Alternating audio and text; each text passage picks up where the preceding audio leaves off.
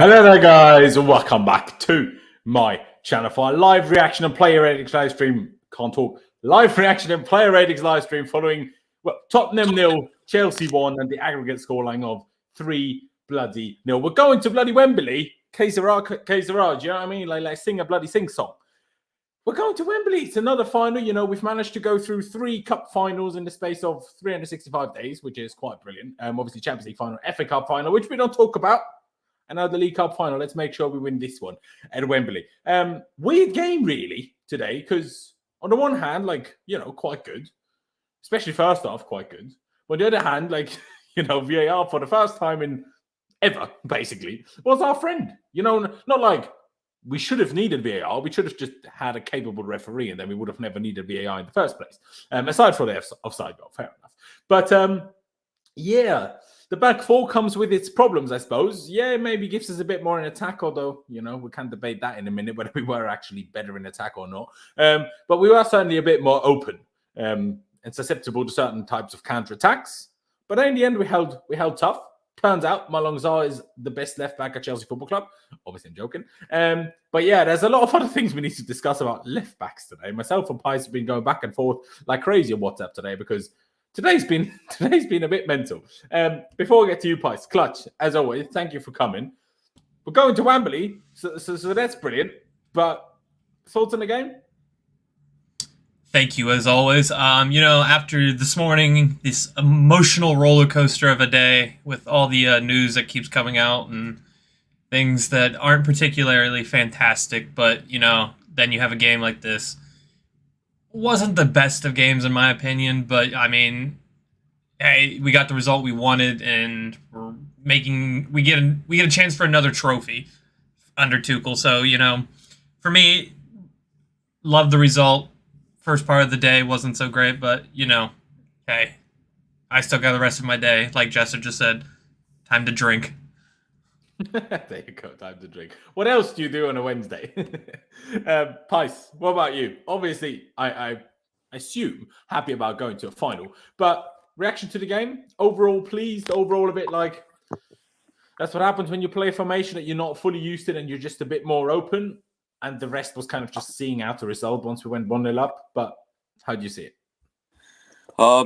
Yeah, professional performance, to be fair. I tweeted at halftime, I don't think we got out of third gear. I really don't even think we tried at all in this match, to be honest with you.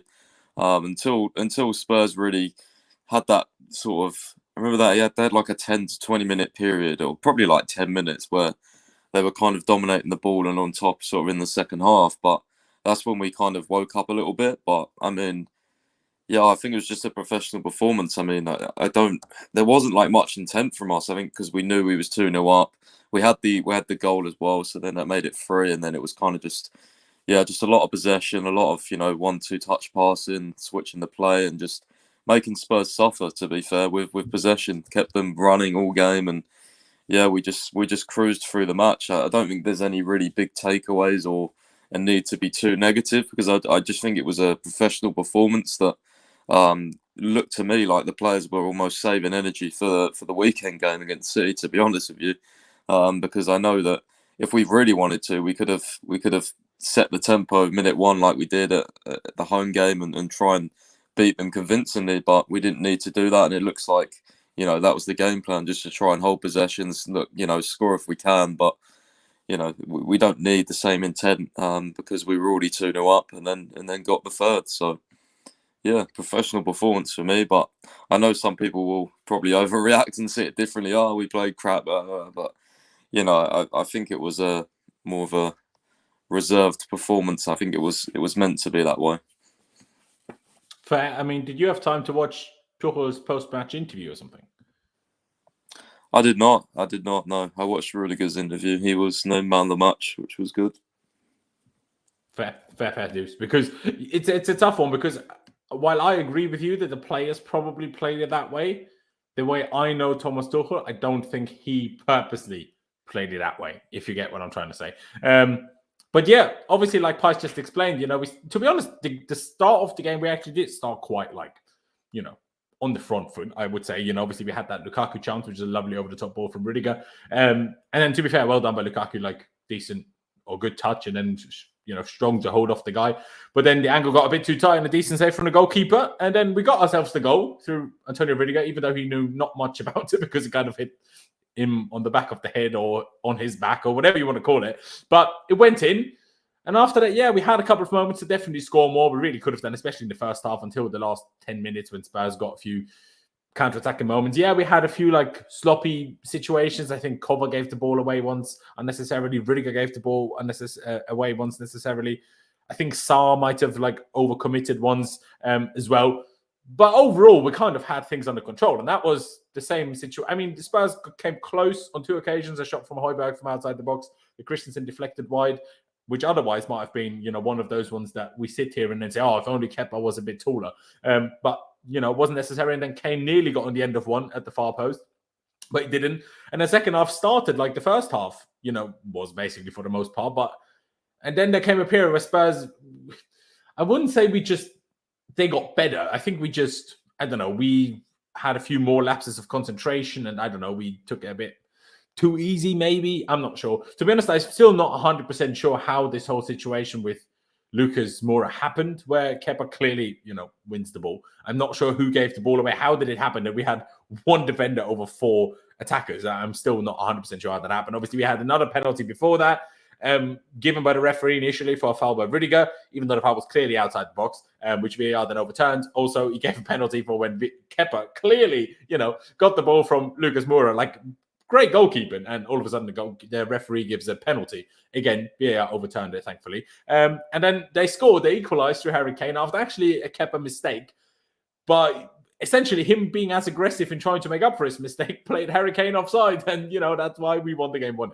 And then in the end, obviously, I hope get well soon, as much as we don't like Spurs. Whatever happened to that fan in the crowd, we're obviously unaware, or at least from the broadcast I was watching, unaware, but I hope everything's okay. But nothing else really happened towards the end. Let me just quickly fill out this lineup here, and I'll ask you on the basis of that, Clutch. What do you make of it when the lineup initially came out? Big surprise in there for you, or kind of what you were looking for, other than probably Malang Sarr, bloody left back?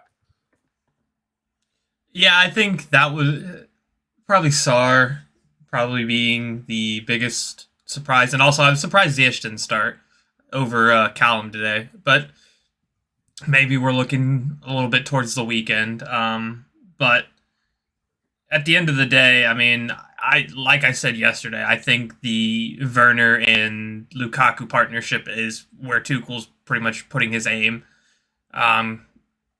You would think they would complement each other, but I don't think it works. But I mean, the biggest surprise was probably SARR today at left back. But at the same time, who knows with Alonso? Maybe Alonso's getting saved for the weekend.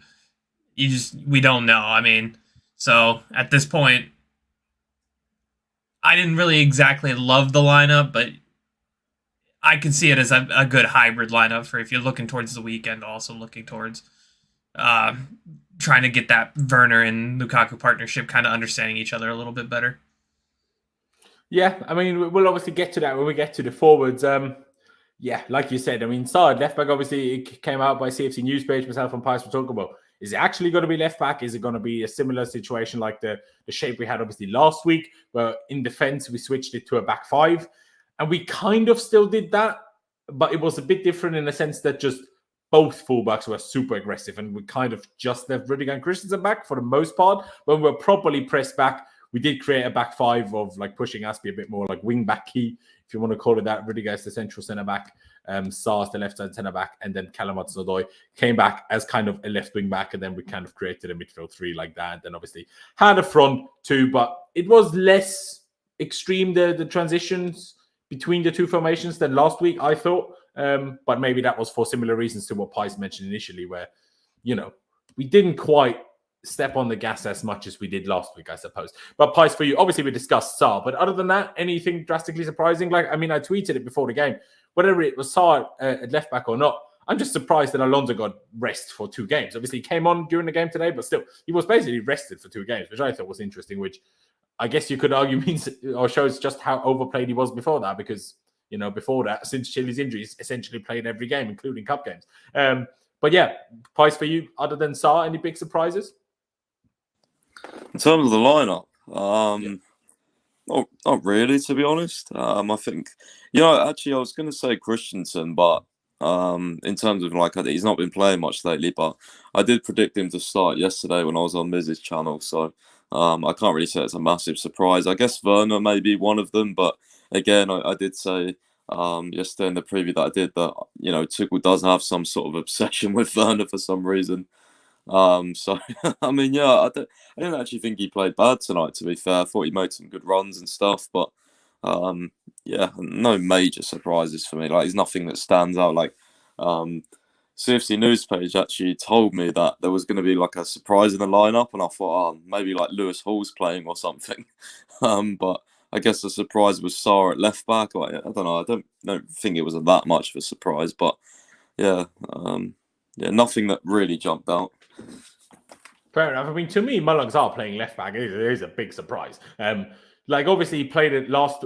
Did he? No, he didn't even play it. Did he play in the cup against Spurs last week? Yeah, he did. But obviously, at the time, Thiago wasn't fit today either. But Christensen was out at the time. Thiago was at least on the bench today. So we had more players available. SARR played left back at Nice. Fair enough, Jester. But still, we haven't really seen it here. And we barely trusted him in his main position, let alone out of position. Especially on what happened today in terms of left back news. Let's quickly run through this before we get through the player ratings.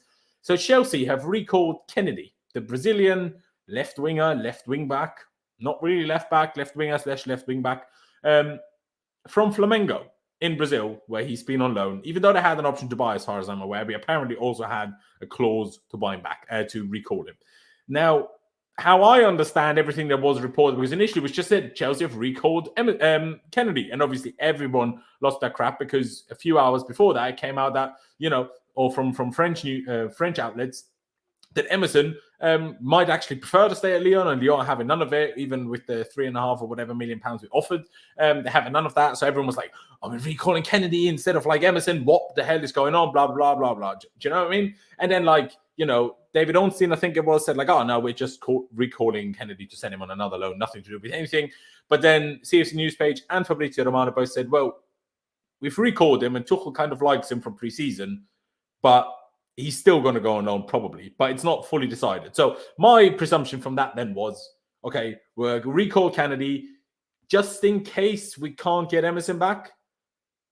And if we don't get Emerson back, we keep Kennedy. But if we can, then we just send Kennedy on another loan. Although I can tell you probably right now already, we'll get Emerson back so late that we don't find another loan for Kennedy, and then Kennedy just sits here. So, we'll see. But Pice, your reaction to that whole drama that portrayed itself on the timeline today? I was about to go absolutely mental on Marino, but then the following reports came out that maybe he will be going out on loan again. But I mean, there's still a chance for him to stay because, like you said, it could be a case of, we've just got him back in case we don't get Emerson, and maybe he integrates into the squad. And to be honest with you, I don't I mean, I know a lot of people are saying, "Oh, this is Tuchel's decision. Tuchel likes him." Fair enough, he rated him in pre-season and stuff, but I struggle to believe that. Basically, at this point, I think Tuchel's just really desperate for someone for an option because, we're having to play the same players or players out of position. Now trying new formations. He desperately needs acquisitions, whether that be someone that's already a part of us on loan or a signing, but it doesn't look like we're doing anything in terms of signing someone. So it's been a bit frustrating, but is what it is, I guess. I mean, we'll just have to see what happens.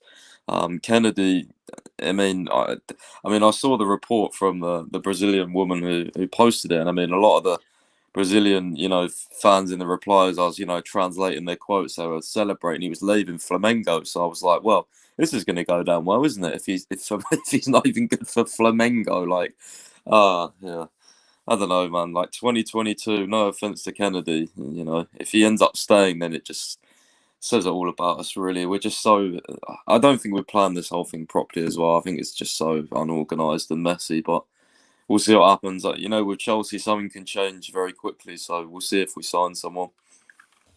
For sure. I mean, the whole planning it, I kind of agree with it, that we haven't planned things well enough, but obviously we don't actually know all the details of ins and outs. Maybe there are certain explanations that would, explain things. That's what explanations tend to do. Now, Jester, I'm not quite sure why, because pretty sure you didn't watch Kennedy at Flamengo. So there's you can't just assume that he's as good as when you last watched him at Chelsea, which is God knows how long ago. But to be fair, when he was at Granada in La Liga last year or 2 years ago, he actually did well. Like, he was playing in the Europa League, he was getting goals, he was doing all right. And then he goes out on loan to Flamengo, which to me is just confusing. So I don't really know how we put ourselves in that situation. But yeah, everyone kind of lost their minds. But yeah, in the end, I just hope we get Emerson back in the end. I mean, Abdul said here, yeah, they rejected and Emerson wants to stay at Lyon anyways. Obviously, that's what I think it was L'Equipe from France that reported that. But obviously, other reports coming out of England were saying that Emerson is open to a return. So, as much as I'm not saying take the English reports for gospel, but also don't take the French reports for gospel. It could be both. Don't just because they said that now, let's not just all think, Emerson wants to stay, Emerson doesn't want to go. It's like, do you know what I mean? There's always false reports, and one of the two reports has to be false. So how do you know which one it is? Is my perspective on it. Clutch, much to add, or shall we move on to the player ratings? But obviously add whatever you fancy.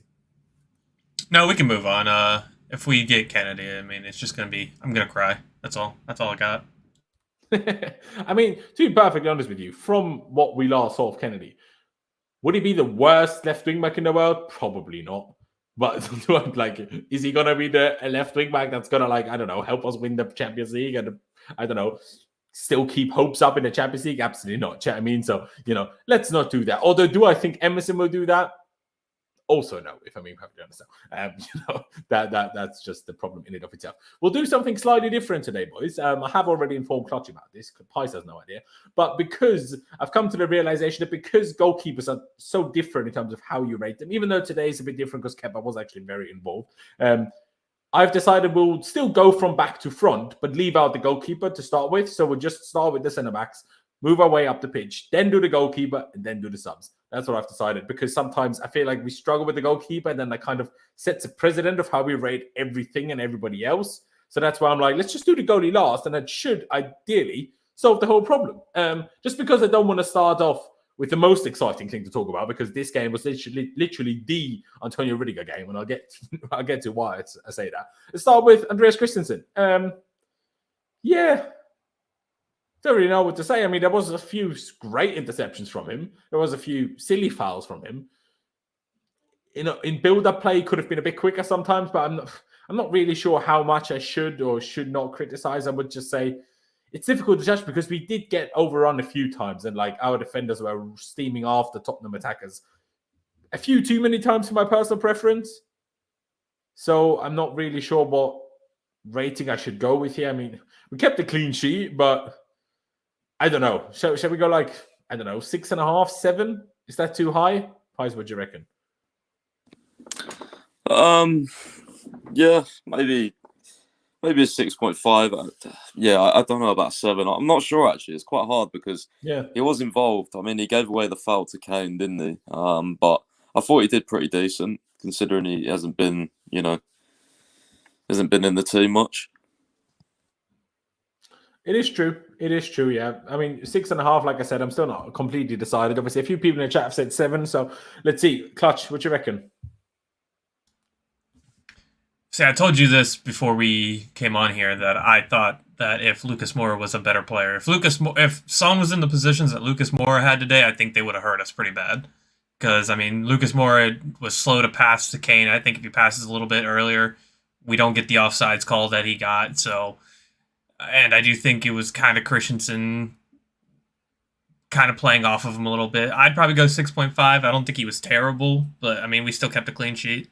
But I do want to kind of put that out there that I do think that if it was Son out there, we probably would have had a bigger problem. But Moura was not great, in my opinion. But Son doesn't play instead of Moura. He plays alongside Moura, if anything. So. True, but the positions that Moura was getting into, if Son got into those positions, because Moura usually plays on the right, and he was coming off the left today rather than the right. That is true. But then again, Son played last week and did nothing, so, who knows? Let's get to Antonio Rudiger. Let me just explain why I say it's the most Antonio Rudiger match that you can ever think of. Number one, some outrageously beautiful over-the-top balls, particularly first half, not so much in the second half, but still.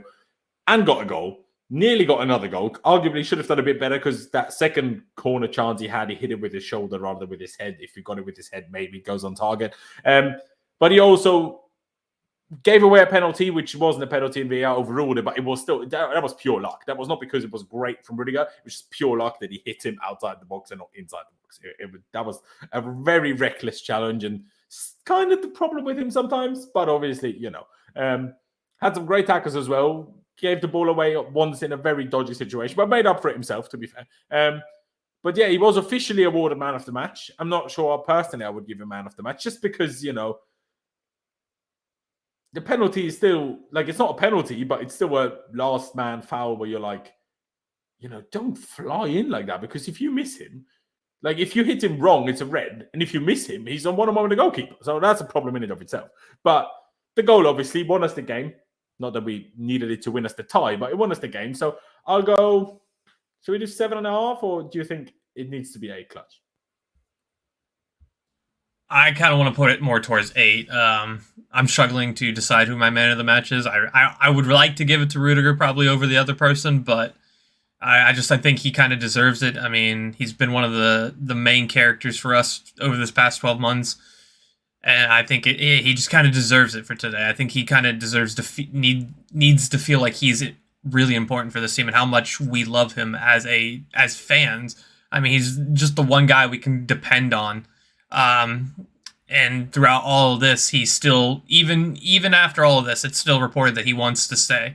And even though that maybe the board kind of don't see him as this vital, important guy, that he still wants to stay despite all that. And I think he really deserves it today. He had a couple good passes. I think he had that one good pass to Lukaku over the top. So I mean, I think, actually. Yeah, for me, I think he was really good today. So I want to give him like an 8 over the 7.5. But if it was my rating, I probably would have gone 8.5. Oh no, you give me your own rating, not just between those two. 8.5 then. I want to go 8.5. Fair dues. I will say, I will adjust my rating to an 8. 7.5 was a bit harsh. I do apologize. Price, 8, 8.5. Would you go even higher than that, or would you actually go lower? I think he does. He does get an 8.5 for me. I think. He was very good. I mean, he's man of the match. Maybe even a 9, to be honest.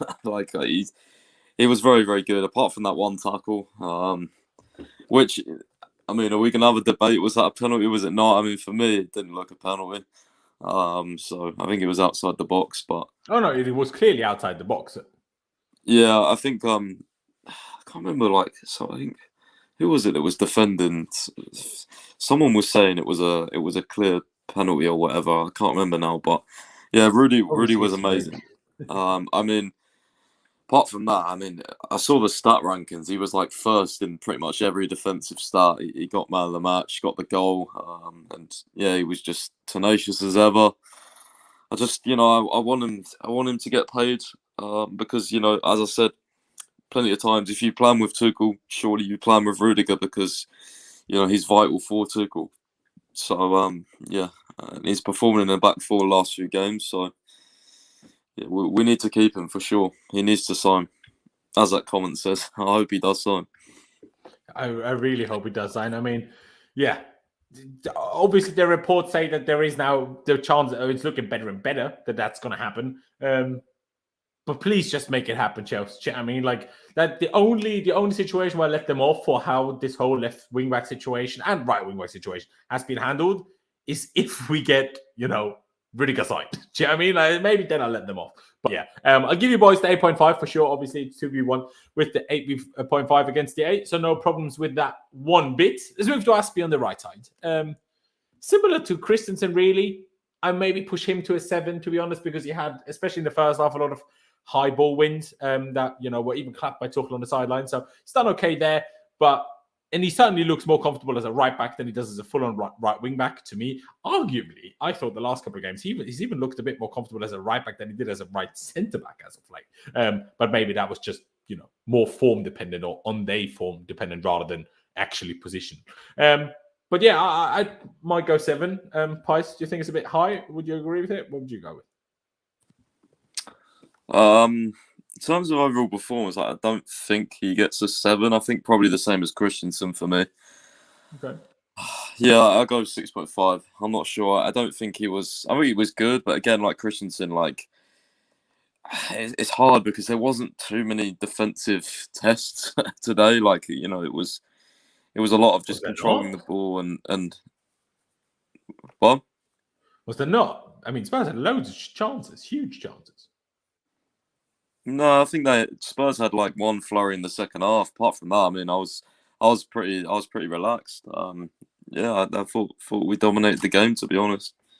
Oh no, we did. But obviously, they had 2 moments where they nearly scored first half, and then they're 3, 4. Well, the 3 VAR moments, and maybe 1 or 2 others that kept us safe and stuff in the second half, I guess. But no, I'm not saying you anything wrong with the rating. 6.5 and 7 so far. Clutch, what do you think? I'd probably go with the 6.5, to be honest. I think he was just above average today. You are right. He did win quite a few aerials especially that were. I'm losing my train of thought there. But there was also one time he got done in. He got spun a little bit, slipped, and then they had a chance off of that. So I can't give him the 7. I don't, because personally I don't think we were 100% up to the task. Because even Rudiger said it in the post game that we lost focus at points.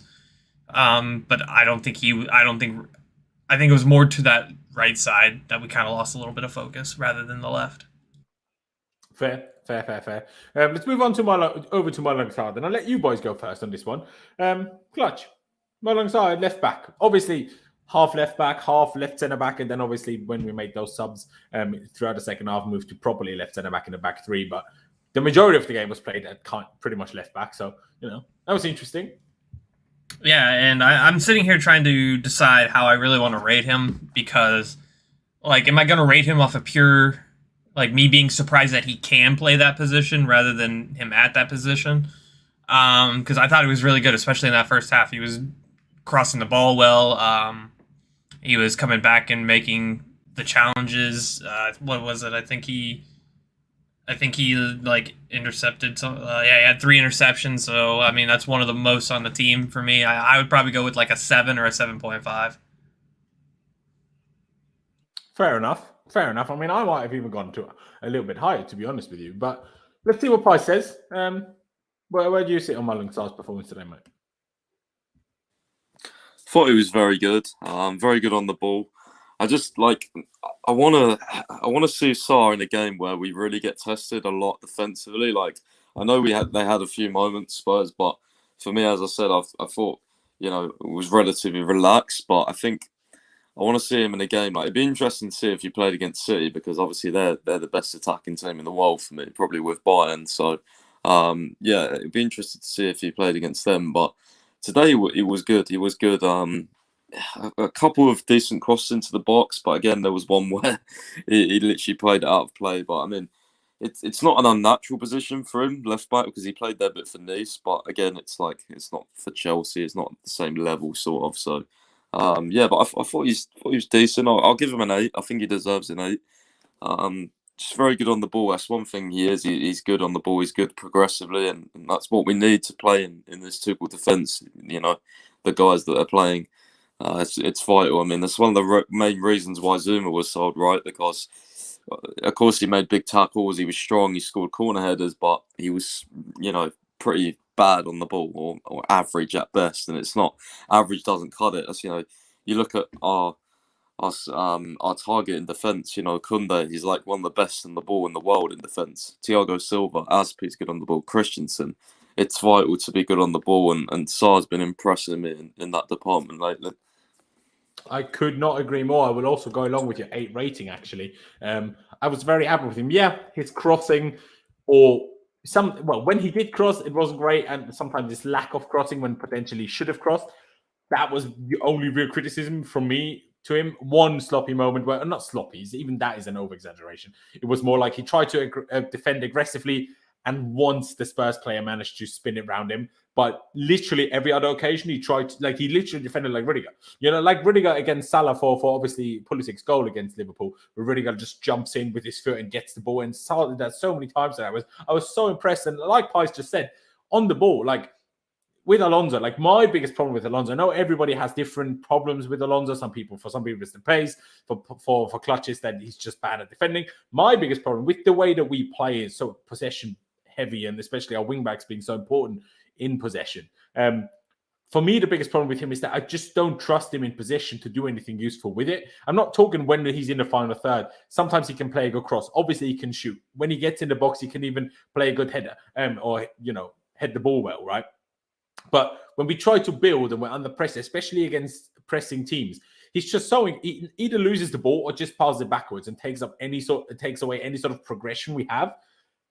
And Salah did the opposite of that. And also, he got his house keys to Lo Celso's head because he was living in that head so rent-free. It was mental. Lo Celso was losing his head all game long. I was a big fan. I was laughing at him when he was kicking off at him. Brilliant.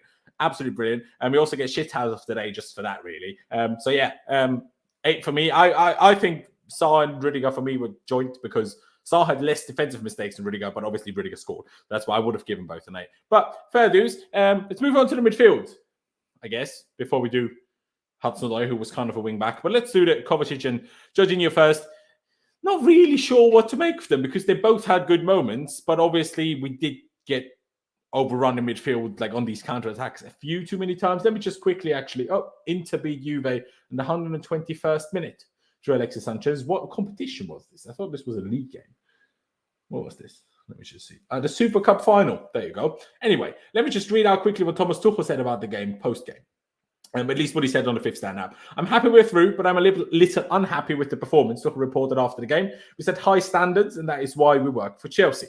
I think we started well. We had some good chances. We were in control, and we took the lead. Having said that, we played with fire and allowed some chances with some easy and sloppy mistakes. We almost gave away a penalty for absolutely no reason, and perhaps it was down to a little bit of overconfidence. In the second half, again, we started well, but then the same happened as the first half. For the last 20, 25 minutes, we lost our focus. And in the end, we needed a bit of luck with VAR for another penalty and an offside goal against Harry Kane. We can play so much better, and we need to do that if we're going to really deserve results like this. I was happy with our performance in spells and in long phases of the game, but we need to do better. And I probably go along with that sentiment personally. But yeah, maybe Pice, because obviously Pice is a big fan of Kovacic. Maybe Pice saw it a little bit differently to me. I noticed Jorginho more than Kova. Kova still had his moments. Obviously, he's a fantastic player, right? And he still had some of his crazy, great dribblings. There was one wonderful moment. We just seemed onto a loose ball, dribbled it past two players, squared it over to, I think, Callum probably, to his left, and just shoulder barged, I think, Tanganga or one of the Spurs defenders out the way, floored him completely. That was brilliant. But yeah, I don't know. Maybe give them both a 7? I don't know.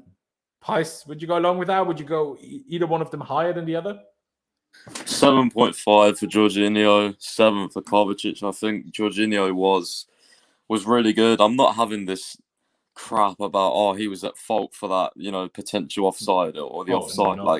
All over the crap. I'm arguing with some guy on Twitter that said his Jorginho was abysmal. It's such rubbish, man. Yeah, it's ridiculous. How can you blame him for that? It's crazy. Kepa didn't need to play that pass to him. And he, if you look at, sorry to interrupt you, even, if you look back at the replay, he even points at Kepa to, basically gives him, a calm hand sign, right? Which clearly says, don't pass it to me, lad. And he unfortunately passed it to him anyway. Obviously, we'll get to Kepa later, but sorry, go on. Yeah, no, I thought overall Jorginho was pretty good. I mean, we needed him in a game like today where we had a lot of the possession. He was making a lot of angles. And yeah, I thought, like you said, Kova had his moments in terms of, dribbles and winning fouls and stuff. But yeah, definitely noticed Jorginho more today. I do have to admit that as well. Fair, clutch. I mean, you're a man of stats, that you usually have stats to hand. Maybe you don't today. But because I'd be very intrigued to know how many interceptions or ball wins or dual wins Jorginho had, because he seemed to have a lot of those for me today. And there was one outrageously good through ball to Mason Mount, I think, over on the right-hand side, which unfortunately Mason couldn't quite do enough with. But that was an outrageous pass. Well, the stat for Jorginho ground duels is he won 4 out of 4. And he had 90-some touches with only 7 possessions lost. I mean, and 5 out of 7 long balls. So those are like the main stats of him. I agree completely with Pius on that. I think Jorginho, Kovacic kind of controlled his part of the midfield by dribbling out of situations. And I think Jorginho did his part, which is passing and controlling out of those situations. I mean, he had like a 95% pass accuracy or something like that. And I agree, like he wasn't at fault for that chance. It was Kepa making one of those random bad decisions that he sometimes makes. But, I think Jorginho, like he said, we needed him to do what we did. Because, and I think in the first half we had 77% possession or something like that. Like we were just dominating the ball. And, when we have that much possession, 9 times out of 10, it's Jorginho doing it. So, I would probably go along with the 7.5 and a 7 for Kovacic. As much as that might be a little bit boring, because I initially said 7 for both, I will probably go along with you both. Yeah. Did I think in my head that Jorginho was a bit better? Yes. But do I often think that, and Pius then tells me I'm wrong, and I'm like, well, maybe I just didn't pay enough attention to come on. I'm unsure. So that's why I just said, 7 each to start with. Just quickly reading 2 things out that I was just sent here. Quotes, or 2 quotes by Thomas Tuchel post-game. Thomas Tuchel on playing a back 4 at Chelsea. Both games were very committed to the structure and very disciplined. Credit to the team. They are ready for some adjustment, and it gives us more options and makes us a bit less predictable. It's good to have these options, but it needs to fit what we expect and the spaces we need to find. Then we will decide from match to match. And that is exactly what I wanted to hear. 4 months. Shame it took us this long to do it, but better late than never, I suppose, because it makes us much more difficult to predict for the opponent, gives us much more options when we have a few injuries and a few Rona cases to switch things around without being absolutely screwed in every area of the pitch. So I'm a huge fan of this. I'm sure both of you are obviously happily give the reaction in a second. And one other thing, just a little stat by Opta Joe here. Chelsea have been responsible for 24% of Spurs defeats suffered at the Tottenham Hotspur Stadium since they moved to the ground. Spurs are winless versus Chelsea at home. 1 draw, 4 losses. Unlucky, lads. Unlucky. That's what it is, boys.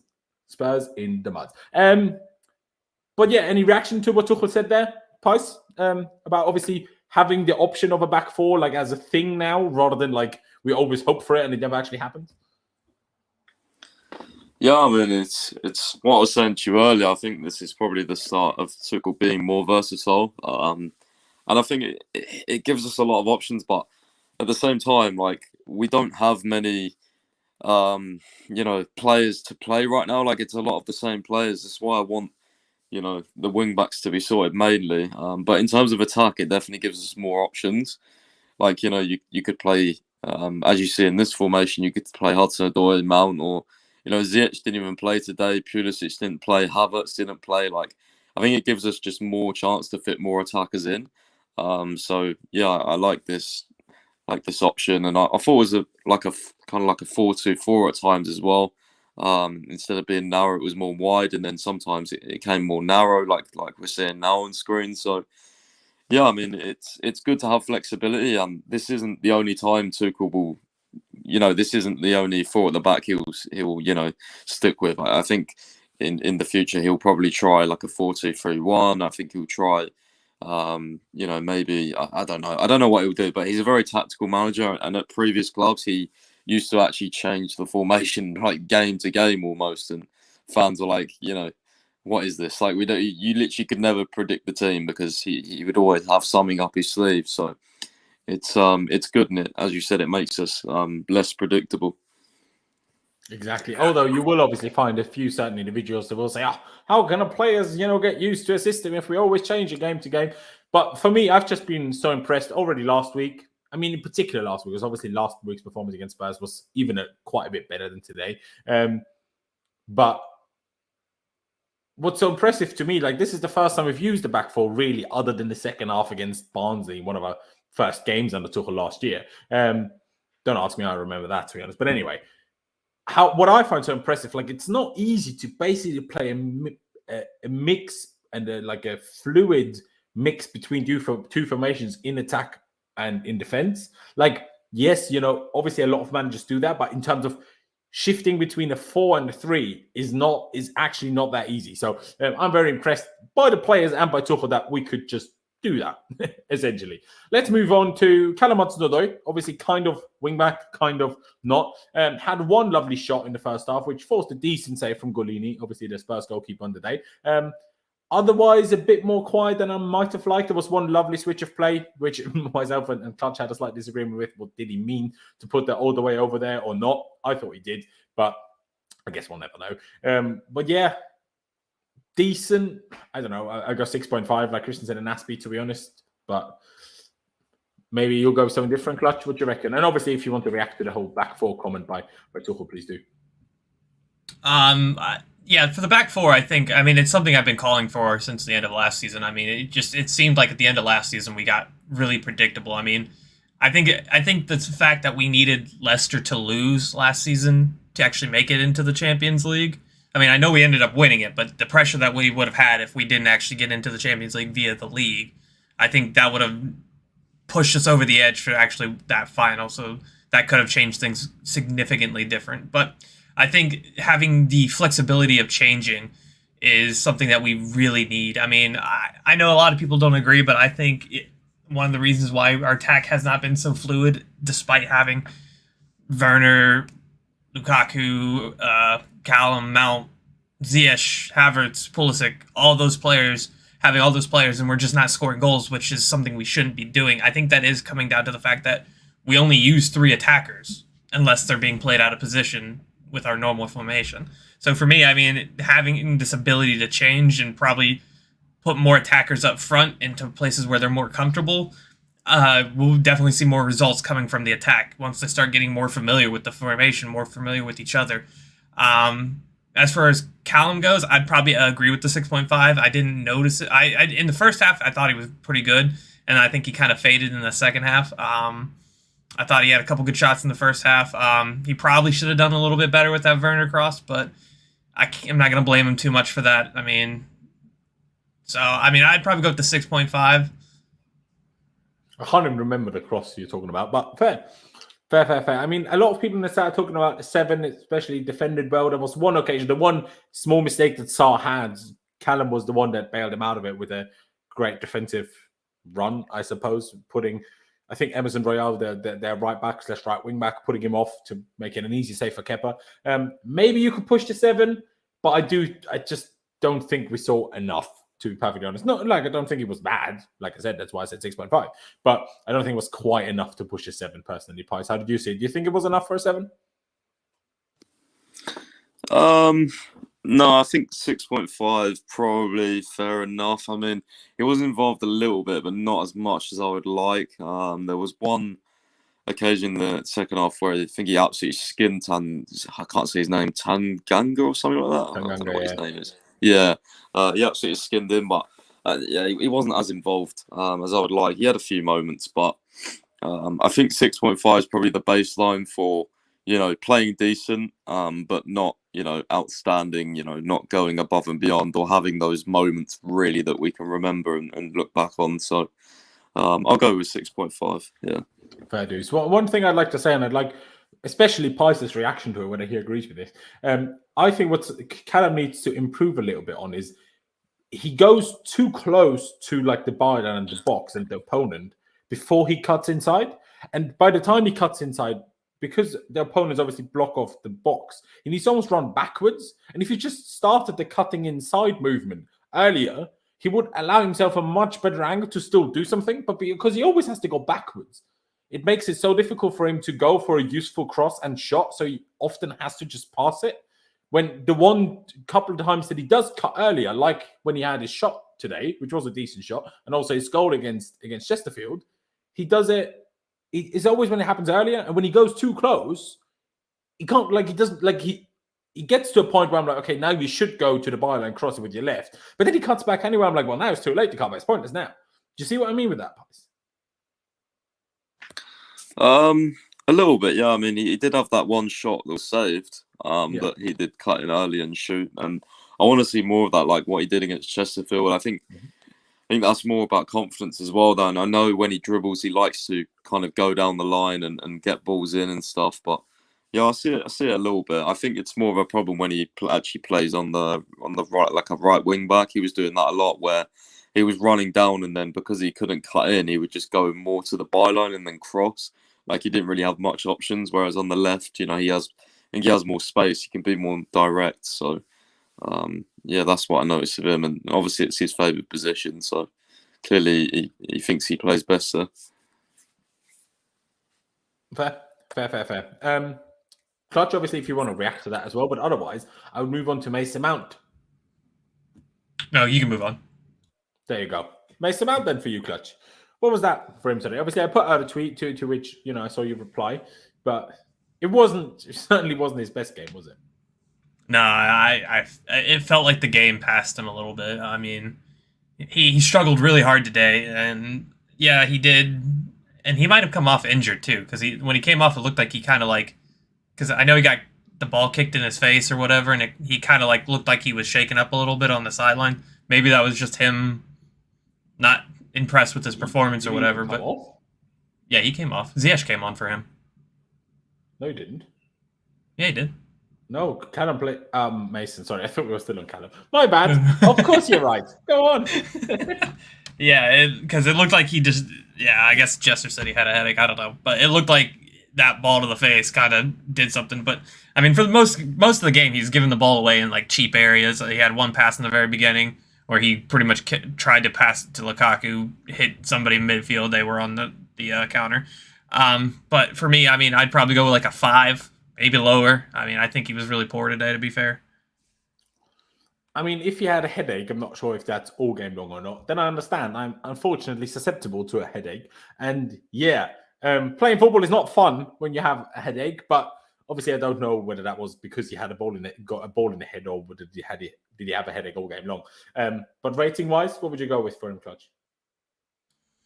I'm going to go 4.5. Fair enough. I did tweet 2 things during the game. Number one was, once Mason came off, did anybody else notice that we didn't win a single another ball high up the pitch anymore once he was gone? Someone obviously replied, yeah, but that is partly also due to us changing formation and taking an attacker off. Fair enough. But obviously, it was also less than we usually win in our normal shape of the 3-4-3 with Mason in front 3. But also, one thing I wanted to tweet, but that was then one of the occasions where one of the penalties was given and then I deleted it before I ever tweeted it. But has Mason Mount ever played well when he was arrested the game before? I feel like Mason's one of these players, whenever we rest him and then we expect him, he's rested now, should be fresh. We almost kind of hoping or expecting a good next game. So it's kind of average. And the more games he plays, the better he is, I think. So does anybody else notice that? Because it's momentum. It's a lot due to momentum as well. Like when he's, I feel like when he's he has a lot of adrenaline. I think when he plays a lot of games, back to back to back, I think he thrives on that nature. He really loves playing the games. So that's why I always start him. Even when he's supposedly tired, because I just feel like he's gonna, he plays on adrenaline a lot as well. So that's what I see personally. When he has a rest, a lot of the time he's not as good. And today he was not bad on the ball when he got it, but he was just a bit of a ghost, to be honest with you. He was pretty non-existent at times, or a lot of the time actually.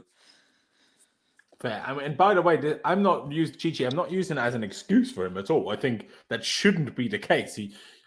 I'm sure Mason, more so than any of us, probably knows probably shouldn't be doing that. I need to be better if I just came off a rest or whatever. I've just noticed it personally. I've just noticed it. But Pice, do you think Clutch's 4.5 is maybe a bit low, or would you go along with it? No, I mean 5's probably bang average, and I don't. I mean, he was bang average, he was. So maybe I have to go 5. But did assist the goal that we scored. I cut off there. What did you say? he did assist the one goal that we did score. Yeah, I suppose, but it's a corner in it. So, like, some of his other corners were pretty bad. I'm not gonna lie. And it was more the goalie's fault, if I'm gonna be honest. But yeah, go on, and I'll give him a 5. He got the assist. It's just not like a. I don't know.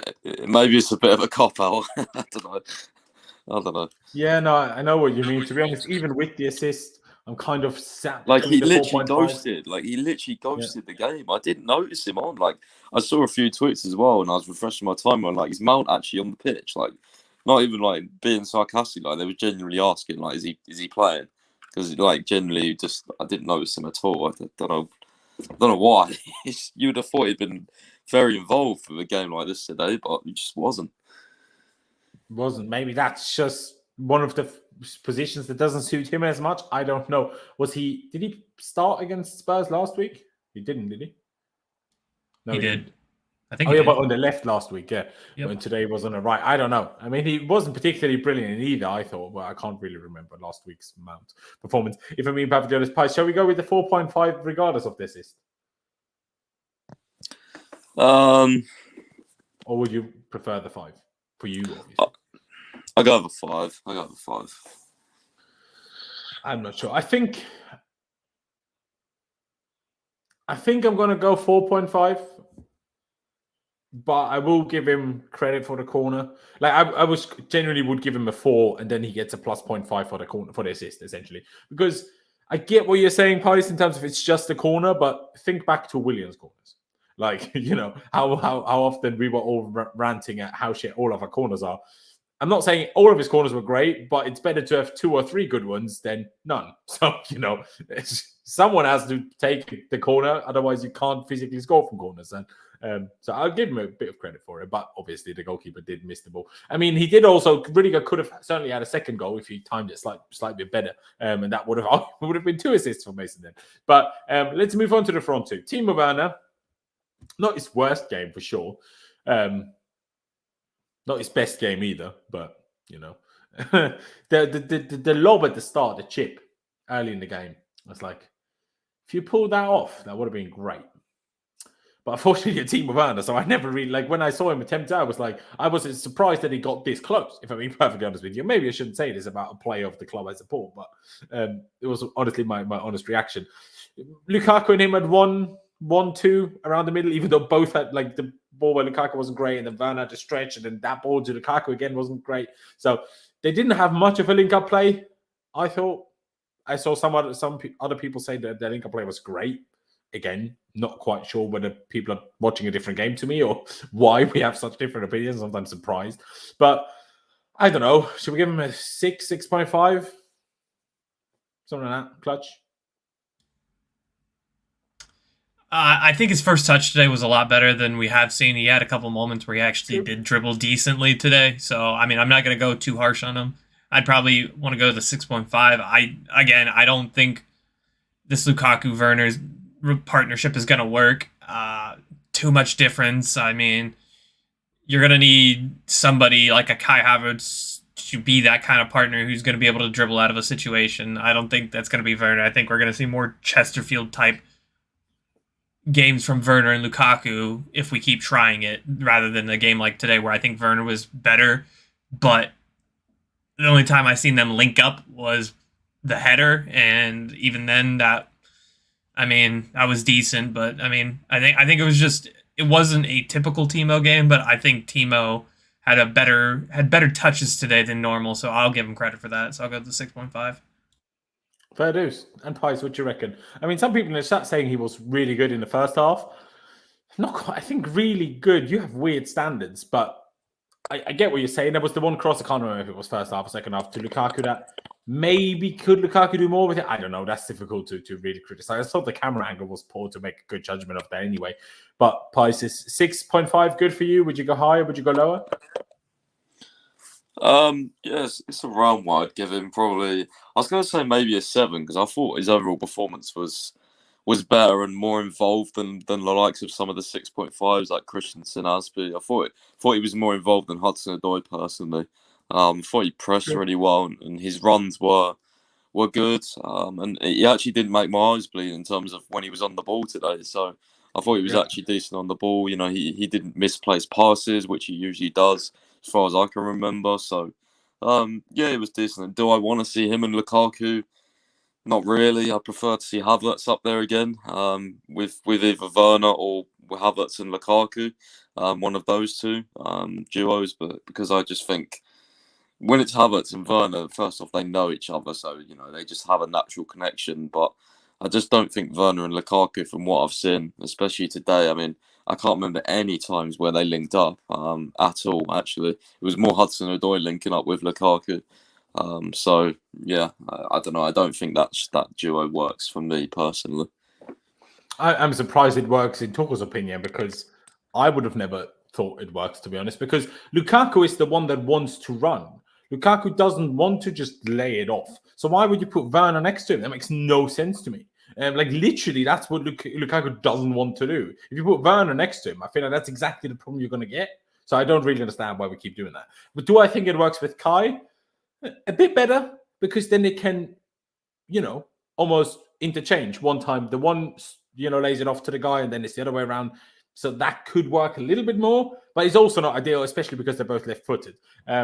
But I see what you're saying. You know, let's remember, guys, Pice did say kind of maybe a 7, but obviously we have 2 6.5, so we'll stick with that. Let's get to Lukaku. I'm going to go last because, you know, I want to hear what the other people have to say first. Pice, Lukaku today. I don't know. It's a hard one.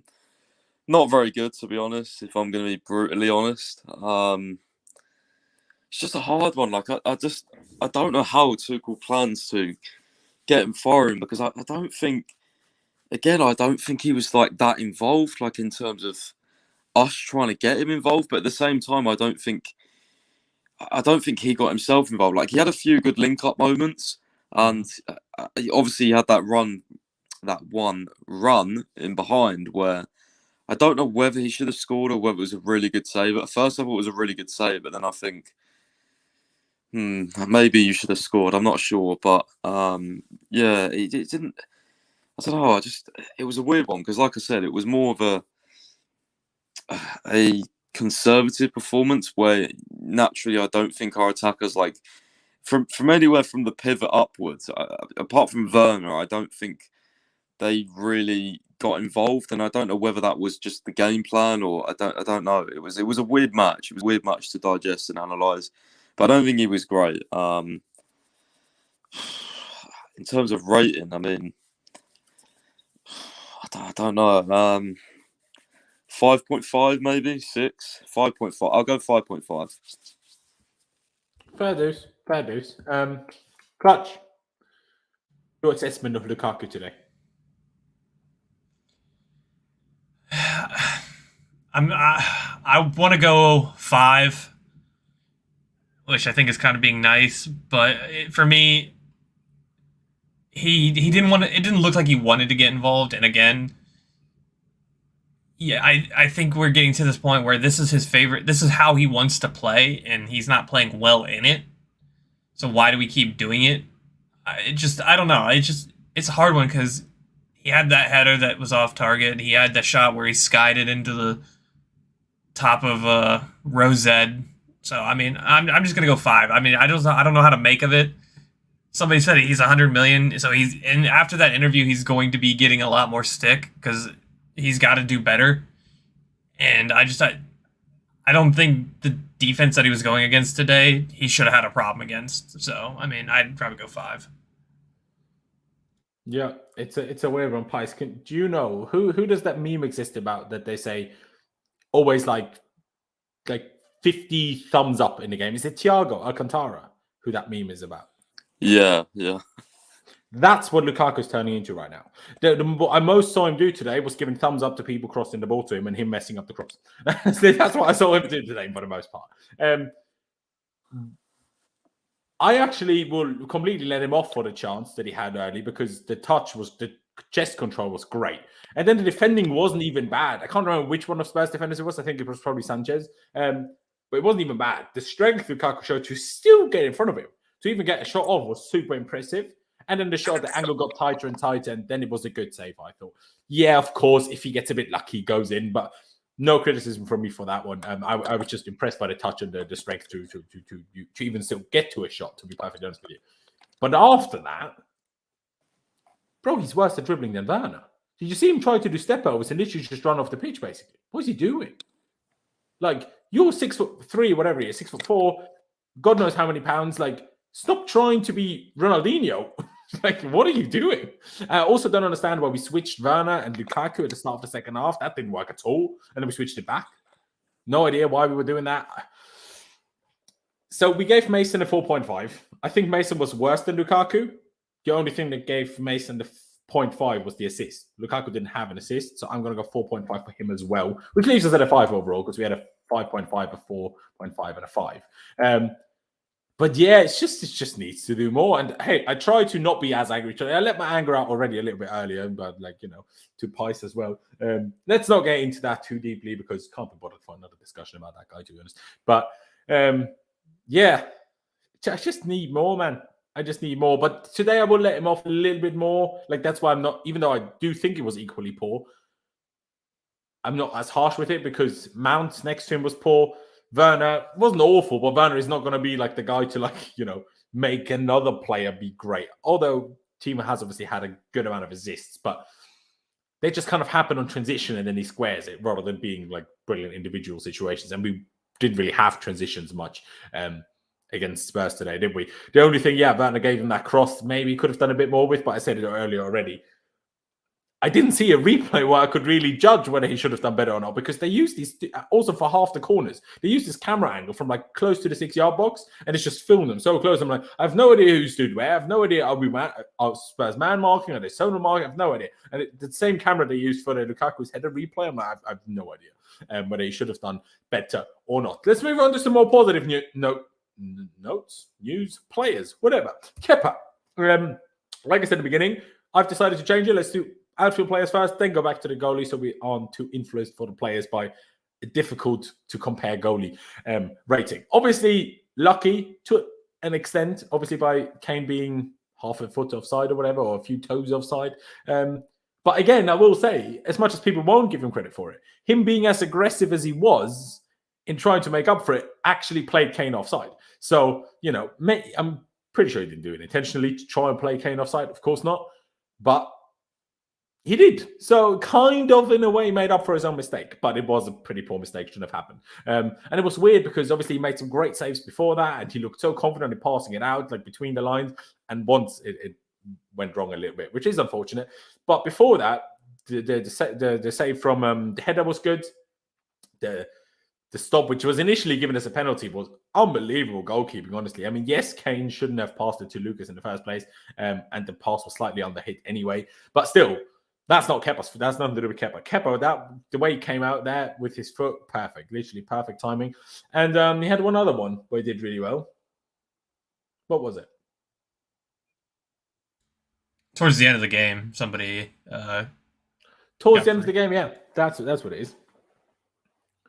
Wait, do you mean what happened in the stand? Or do you mean the thing that happened in injury time, the half chance? The half chance. Yeah, there you go. I feel like I remember another save that he made, but maybe I'm imagining things now. But yeah, pretty good. Obviously messed it up a little bit with that mistake. So therefore, I'm going to give him 7.5. I think 7.5 is quite good. Maybe even 8 because I really think that interception on Lucas was really impressive. But also, it's more luck than anything else that the goal then didn't stand, and then it would have cost us a goal, so they kind of even each other out. So I think 7.5 is probably what I'll go with, but I'm very happy with him, honestly. I'm happy that he's now at a stage where when he plays, I'm not just shitting myself. And that's great. That is great. So I'm pretty pleased with that, Clutch. Would you go along with the 7.5? Would you go 8 anyway? Or do you think the mistake was so bad that it can't be more than a 7? No, I want to go an 8. I thought it was really good today. I thought he made the saves that he needed to make. I'm not as high on Kepa as I am Mendy, but when Mendy leaves or something, if something were to happen to Mendy, I know we're in safe hands with Kepa. I've always believed that. I just thought he was in a bad run of form and confidence was below 0. So, I mean, I'd like to give him the 8. I thought he was really good today. I think without that mistake, I think he is close to man of the match for me, but I want to give it to Rudiger, so I'd probably give him an 8. Fair, to be honest, yeah. You know what? I was trying to be too modest. I agree with you, 8. What did someone say here? It's Aries, if you're trying to be the Greek god. Yes, judge by the picture. The mistake everyone Jorginho wants in the ball. See, I mean, maybe I misjudged Jorginho's hand movement, but I'm pretty sure his hand movement was calma, rather than give me the ball. I'm pretty sure, but maybe I need to see it again. But definitely, like, Kepa is the guy that sees the guy sprinting behind Jorginho. So Kepa is the person with the view. Yes, you can always say players, especially someone like Jorginho, need to check behind their shoulder, of course. But Kepa is still right there and sees the guy storming onto Jorginho from behind him. So then, like, even if Jorginho calls for it, Kepa needs to know not to pass it, because Jorginho, even if he did call for it, which I don't think he did, but if he did, clearly didn't see the guy behind him. So then Kepa needs to be the teammate to, like, make sure that that problem doesn't happen. But still, yeah. I still think Kepa needs to boot that down the field, regardless.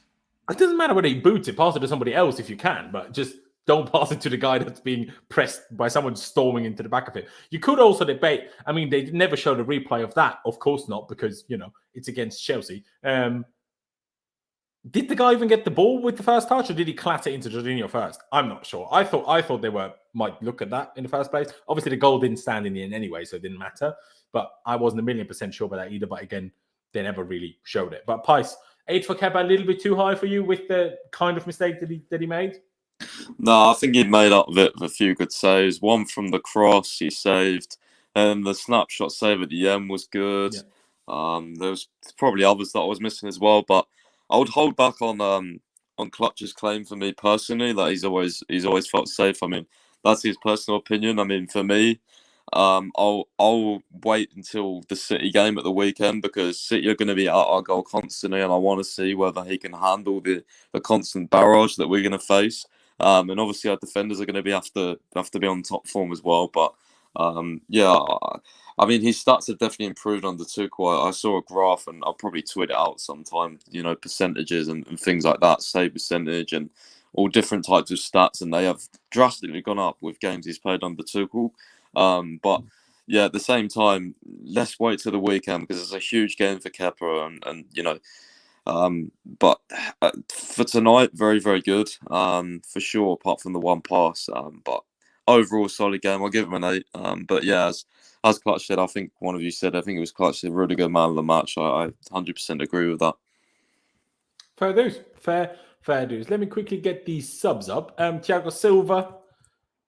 Alonso for Callum, was it? I think it was. Alonso and one other Donny, who was it? Ziyech for Mount. That was a triple substitution we made in the second half, around, what minute was it?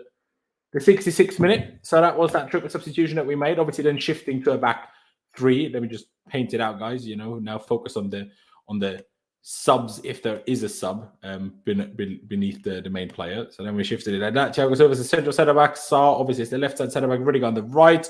Alonso left wing back. Aspi right wing back. And then it was kind of like that until or was it Werner that came off? It was. I'm telling an absolute lie. Of course, it wasn't Hudson-Odoi. Why did none of you tell me I'm wrong? Come on, boys, fix up. Come on. I was typing that Tuchel did a post conference interview and said he is confident that Rudiger will stay. Good. That's what I like to hear. But yeah, this is then what we shifted to, with obviously our more usual 3-4-2-1 formation. But yeah, we can do all in one go if we want to. Yeah, don't really know. I'm almost willing to give Ziyech an NA, because I barely noticed him, not due to his fault, but just, you know, when we had the ball, we just passed it around, you know, keeping the result. And when we didn't have the ball, obviously it's not his job to defend when he's in the front 3. So not much to complain about him, but I don't know. If it's not an NA, I'd just say an average 6, because nothing good, nothing bad. Is what I go with. Clutch, would you go along with that? Yeah, I don't. I'm not going to blame him too much, because I think he didn't look like he had the energy out there. When you said we lost, like, the ability to get the ball high up, I think that was partly because our front three at that point just wasn't decided they weren't going to press, and I think I watched Ziyech do it a little bit more. I mean, I kind of understand Lukaku and Callum doing it. They're 70 minutes in or whatever, so I can kind of understand it a little bit more from their perspective. But if you're Ziyech and you're coming on in the 60th minute, you should be the guy sprinting after every ball that comes on your side, I think. So, I mean, I'd be okay with the 6. I'm not going to give him too harsh for that. Fair. I mean, Jester said give them all a 6. Mohamed said all sub 6. Thiago Silva 6.5. Wouldn't probably be too far off saying that. Wait, was Pice gone and is he back now? No, Pice just left. Oh, Pice is back. Hello, Pice. What happened? What's going on? I'm back. There you are. I'm back. Yes, you are back. I was lagging here. Anyway, 6 for Ziyech, fair to you? Ziyech, I don't know. I didn't really notice it much, right? Yeah, I was gonna say an 8 to be honest with you for Ziyech. I'm trying to think of, did he do anything? I'm trying to think of a pass he played or something. Yeah, one time he tried to shoot, he got blocked. He got it onto his right foot, tried to shoot again, and he got blocked again. Oh yeah. He had the set piece. I think Callum won on the very far left hand side, and I think Lukaku. That was the ball Lukaku sent into the stands. I think. Oh yeah. It was actually wide. Was that the one where Lukaku volleyed wide? Yeah, I think that was the one where he sent it like 20 meters up in the air or whatever. I won't give him a 6. I'll give him a 5 for those contributions. Average rating. Fair. Yeah, it's weird because when I see ratings on like newspapers and stuff, they always do 6 as the average. Well, obviously 5 is the actual average, but I don't know. I feel like if you're 5, you're like bad average, and if it's 6, it's a good average. And I feel like there's not much blame that goes to him for not being more involved, because I said that when you must have not been here for a second prize, but basically I said when we had the ball while Ziyech was on the pitch, we just passed it round to keep the result. And when we didn't have it, obviously him being in the front three, it's not his fault and not his problem essentially. So that's why for me I would have just gone 6, because I can't really blame him too much. But if you go 5, we have a 5.5 overall. Alonso, shall we agree on the 6 for him? Because again, didn't do anything wrong, didn't do anything particularly right. Gave us a bit more stability when we switched the shape, I suppose, defensively, you could argue, because obviously we were in a bit of trouble with the 3 VAR instances before that. But price 6 for you for Alonso, or would you go lower? I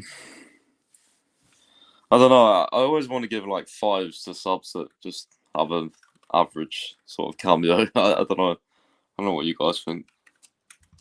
Yeah, I would usually go for a 6 for exactly that, but nothing wrong with it.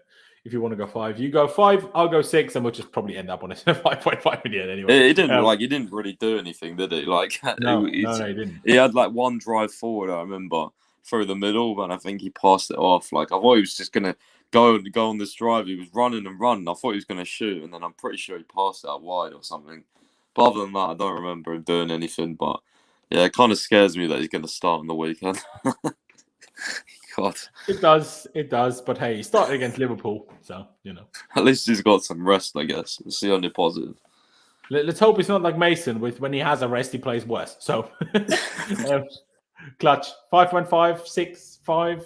Where'd you sit on it? Yeah, I think a 5.5. I was actually wrong. It wasn't Ziyech's set piece ball. I think it was Alonso that crossed it in. That was the one that Lukaku sent to the stands. Oh yeah, that was actually a decent Alonso cross. So I'm gonna back my 6 even harder. Yeah, I'm gonna keep it where we're at, that 5.5 or whatever. I was gonna go for 6, so 5.5. Fair dues. Thiago Silva, I'm gonna say 6.5. Touch. Yeah, he had one moment at the very end where he stepped across from the middle because they were about to get around SARR, and he stepped across and kicked the ball out. So that was a really good moment from him, I think. I think that showed a lot of intelligence to kind of cover his cover SARR's back a little bit when he kind of got done in. Fair. He also floored Kane once. I'm a big fan of that. Pice, 6.5 fair for you, or would you go 6? Yeah, I'd say I will go 6 because I remember a couple of defensive contributions. One of he made a really good interception. I think it was on Kane, where he got past, I think it was a couple players, and then Silva like pretty much clamped on him and just like pounced and intercepted the ball. Well, that was really smart defending. I definitely remember that moment. And I think he just gets extra points because it's Thiago Silva anyway, and he went over to the fans, and there's this brilliant video where they're singing his name and he's like bowing to the fans, and yeah, extra points because I didn't love think him. that So. yet. I need to check that. Yeah, that was they were doing the Thiago, and he was just kind of bowing to him and whatnot. Yeah, it's like it's one of those videos, right, where when he leaves, you'll look back in a couple of years and be like, "Fuck, I miss him." You know what I mean? Yeah. That'll be one of those videos. And we will post that video on Twitter. It's like, oh, I remember yeah, that. And you'll be like, you know, throwback Thursday or something like that. Like, oh, I love Thiago Silva or whatever. You know, even though it's Wednesday, but yeah, throwback Wednesday. I love Thiago Silva. Remember this? You know, that'll be that type of video. Also, I want to say that when the Chelsea fans were chanting Antonio, they were talking about Rudiger, not Conte. I just want to make that perfectly honest with everybody. I'm not sure. I thought they was either taking I'm not sure either, Conte, but yeah, I don't think they don't do that for Rudiger. They shout Rudy, don't they? They don't. Which I don't like personally. I think we should have always chanted Antonio once Conte left, just to keep it going for Rudiger personally. But yeah, I don't know. I mean, Simon Johnson said it was about respect to Conte. I think that's not true, but I mean, if it was, I don't know. I don't think I can't imagine our fans respecting him like that. I feel like the away fans would be exactly the people that would do that, though. Not throwing a dig at all, but the away fans are more like emotionally attached to some extent. And obviously Conte was huge for those super emotionally attached to the match going people. So I wouldn't be surprised, you know, if the away end type people would chant for him, but who the hell even knows? I mean, I don't think we'll know unless I can or someone asked someone that was there. You know, I mean, Ian was there, wasn't he? I don't even know. But Ian then, right? Even then, half of them might have chanted it for Rudiger, half of them might have chanted it for Conte. So you just don't know. They don't like have a discussion between each other beforehand. I'm like, should we sing about Conte or Rudiger? You know I mean, but yeah, Clutch and myself went 6.5, so we'll stick with that. Obviously, Conte came on for Kovacic, and in the end, Ruben also came on for Jorginho. Ruben just gets an A. Like there wasn't. I mean, he wasn't bad, but wasn't on the pitch for long enough, in my opinion. Conte gave the ball away, really. Like, was it a back heel or just a like almost no look type of pass? Which I'm like, what was that? But then he had some good moments. So I'll put it to you, Clutch. Shall we go NA or do you want to give him a rating? I'm gonna go NA. I do think he was more positive than he had like negative things today, because he also came on the break. I think he just literally, when he was going to shoot, and just stuck his foot out like 3 feet away from him and took the ball away from him. So I do think he had a couple good moments, but I don't really want to go too far because I don't think he had enough time to actually show that he did see the game out. So that's fair enough for him. Fair. Clutch. Pice, for you as well, an NA for Conte, or would you like to give him a rating? I think NA is fair enough, to be honest. I mean, he as soon as he came on, I remember he got the ball and was kind of involved in one of the attacks, but didn't really lead to anything. But apart from that, I can't remember anything, in all honesty. But to be honest with you, like, you know, if the comments or you guys can remember something of any of these subs I haven't mentioned, they're fair enough, because I was so like zoned out of it all towards the end. I was like, yeah, this job's done. And you know what I mean? It was kind of just, I was kind of chilling like the team, but you know, which is typical me, you know. Yeah, hey, it happens to the best of us, honestly. Especially like very late in games. Like that's when when I'm like preparing the stream and like, you know, putting in like tags and results and, you know, texting my graphics guy what I need for the thumbnail, this and that. And I just like, I have the sound on, and I'm like kind of almost like when something important happens, I see it obviously, because then the commentators all of a sudden speak louder, so I look at it. But if it's something that, and either the commentators are bad, so they're boring and they don't go louder, or it's just not big enough for them to go louder, then I sometimes miss things. Not quite sure what exactly you mean, fantasy PGA Tour, but I wish I did. Maybe one day we'll be big enough that we'll have some random Twitter account that keeps these ratings for us. And then, you know, at the end of the season, average rating for Arrizbalaga over the season is, I don't know, say 7. And for Mount, it's, say, also 7, probably. And for Lukaku, it's, I'm not going to make a joke. Ladies and gentlemen, we've rounded this out a little bit quicker than usual today. Are you proud of us? I hope you are. But at the end of the day, we're through to another cup final. What about Tuchel? Oh, Tuchel! How could I forget? I do apologize. Thank you very much, Clutch. See, I didn't close the tab yet, so that's good. Where shall I add him? Because all of a sudden we made 2 midfield subs. I don't know. I don't kind of want to put him with Lukaku. That seems disrespectful to Tuchel. So let's put it to Rudiger. Why not? Rudiger, Tuchel. Yeah. I mean, I don't really know. What would you go with, Clutch? I'm gonna go 10. I'm gonna go 9 because I think we didn't play great today, but I've seen reports of like he was pretty much screaming at the defense, and that's why. I mean, I think in his post conference he said the reason he took Christensen off was because he wanted more stability and he wanted to rest both Conte and Thiago Silva, but he couldn't because he felt like they were taking control, and his solution was to put on Silva and Conte for that. So I'd probably go 9. I'm gonna go 9.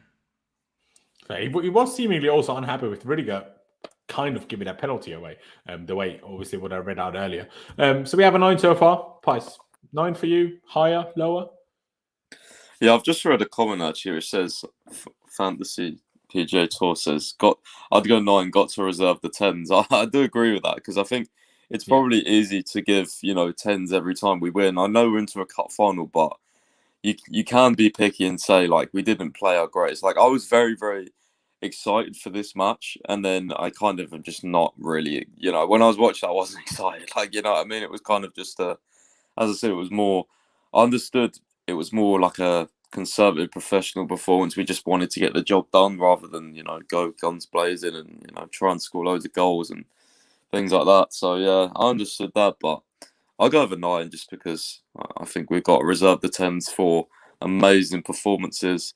But it wasn't bad. We got the job done. It's just like Tuchel said as well. It's about standards. He said in his press conference about standards. We have high standards. So I guess he was annoyed at a few things. For me personally, I didn't notice anything big. Like especially saying he wanted more. He wanted to rest Silva and Conte. I mean, for me personally, I'm not a football manager, but looking and watching that game, he could have quite easily rested those two. Like we was 3-0 up for God's sake. Like they ain't scoring 3 goals. They had one flurry in the whole game. Obviously, if you look at it as a 3-0 lead, I think he would have agreed. But obviously, he probably looked at it as a 1-0 lead, and then he kind of did, if that makes sense. Yeah, I don't know. Like they literally had like one flurry in the whole game where I was just like it was like 10-minute spell, and the rest of the time we had the fucking ball. Like it was, I don't know.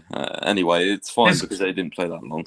So his quote was, "In general, it's important that they both got minutes, but I would have preferred for Thiago to sit this one out. But Christensen needed to come off, and we thought that maybe we were losing control a little bit, and that we should finish in our usual shape of a back 5." Yes, I don't really get that because I don't feel like we was under the cosh as much as. Maybe I interpreted that wrong. Maybe something happened with Christensen. He needed to take off. Under the cosh a bit, to be honest. Really? Until we switched it. Like yeah, you're right. It was only 10 minutes, but we stopped those 10 minutes by making those changes. So who knows how long that period would have gone on otherwise, if that makes sense. I mean, maybe I just read this wrong because it says, but Christensen needed to come off. So maybe he needed to come off for something more. Maybe we just don't know about why he needed to come off. Yeah, I don't know. I have no idea. I'm going to go 8 because apparently he requested to recall Kennedy.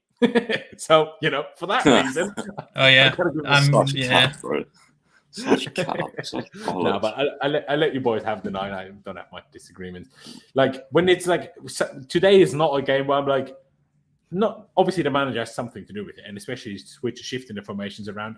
But like, today is not a game that to me is like where, for me, today is a game where I'd probably go for Tuchel like 7. Because if I look at it like a manager, if you do average, I would say like 5.56. And then if you go a bit better than that, and like, see what I mean? So that's why I would go 7, because it was a bit better. We won the game. We were overall the much better team than Spurs. But, so what do I do when we smash? Like, we gave him a 10 when we smashed Juve 4-0. How do we give him a 9 for today? So, do you know what I mean? We're in a cup final, bro. Let's go. We're in a cup final. It is true, That's but good. we kind of secured that more last week than today. Do you know what I mean?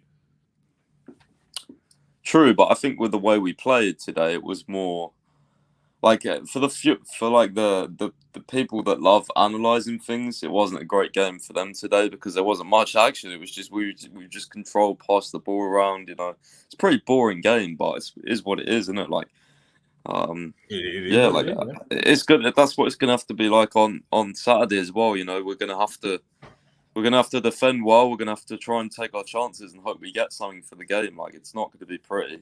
I didn't think it was going to be that pretty tonight either, to be honest with you. But yeah. No, but when we did have chances, we didn't take them again. We needed a corner for which the goalkeeper flies past the ball and it hits the back of Rudiger to actually score a goal. So, by the way, that also comes into people that say, "Oh, the second you play a back four and you have an extra attacker will automatically be way better." Well, where's that been?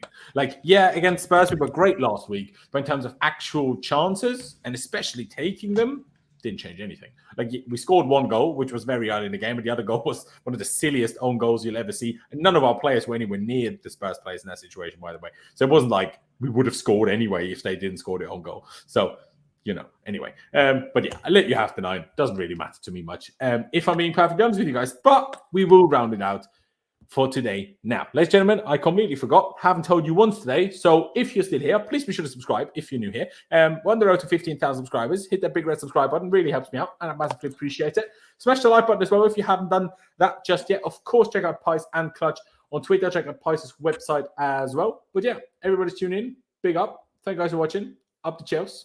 Upwards and onwards. We're going to bloody Wembley. We better not lose again at Wembley because we have Chelsea used to have one of the best records at Wembley of any club. And we've lost way too many games at Wembley. I mean, obviously it helped by the fact that that FA Cup semis always play the semi-final at Wembley, and we tend to win those. But our final record at Wembley has been shocking for way too long now. So let's hope we can fix that. I don't even know when that game's going to be played, but it will be at some point. So it's February 27th. There you go. February Cheers, 27th. mate.